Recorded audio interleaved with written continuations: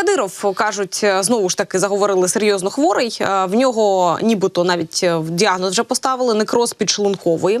Принаймні так повідомляють на території Росії їхні помойки, в сенсі ЗМІ.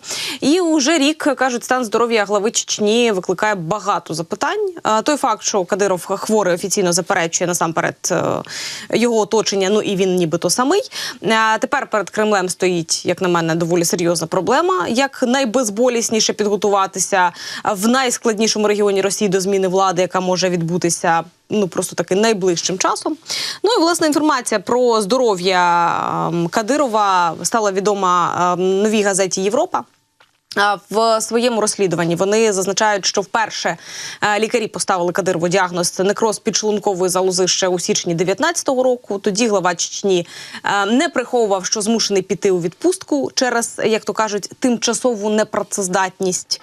Ну і тоді він розповів публічно про свої проблеми зі здоров'ям. Щоправда, зробив це традиційно на свій манер. Совсем недавно я совершил двухдневную инспекционную поездку высоко в горы. В условиях снегопада и сильного ветра немного простудился. Как следствие, небольшое недомогание, температура и грипп. Все теперь нормально. С 16 февраля в полном объеме выполняю свои должностные обязанности.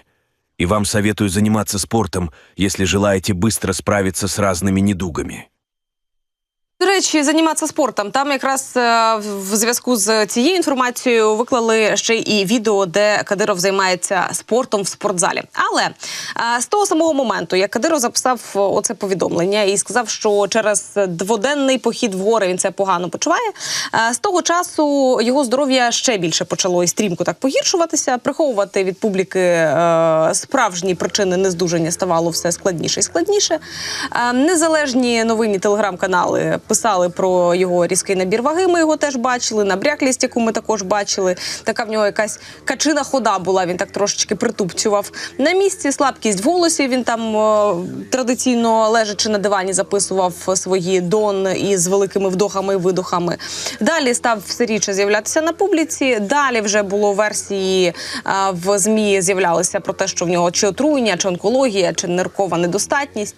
А в вересні 23-го чутки вже офіційно підтвердилися в головному управлінні розвідки, нашої розвідки. Тоді Андрій Юсов сказав, що Кадиров перебуває в критичному стані, хворіє давно, ну і відповідно навіть перебуває в комі. Тоді, я наскільки пам'ятаю, його піар-служба Кадирова чи Чеченської Республіки, наразі мені здається це одне те саме, намагалася спростувати всі припущення, звісно, показувала, як, значить, дон на пробіжки, хоча та пробіжкою важко було назвати. Далі Кадирову все важче давалася ця роль любителя спорту, тому що задишка була така, що мама дорогая.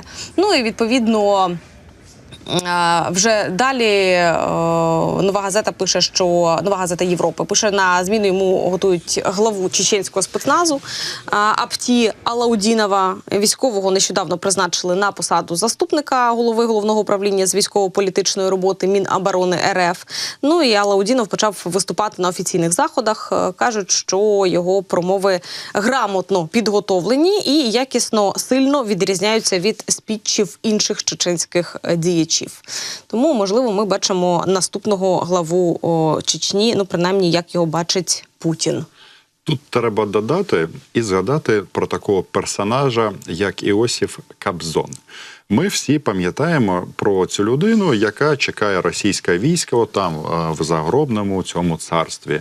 Власне, вони там чекають і Путіна, і так далі. Але я дещо хочу нагадати. Перед тим, як померти, Кобзон він перебував під всіма західними санкціями, і для нього, за сприянням безпосередньо Володимира Путіна, було зроблено виключення. Спеціальний медичний борт доставив на той час ще живого Кобзона. Тоді він ще не, зрозуміло, ще тільки готувався зустрічати російське військо там, ну, в смислі, під землею.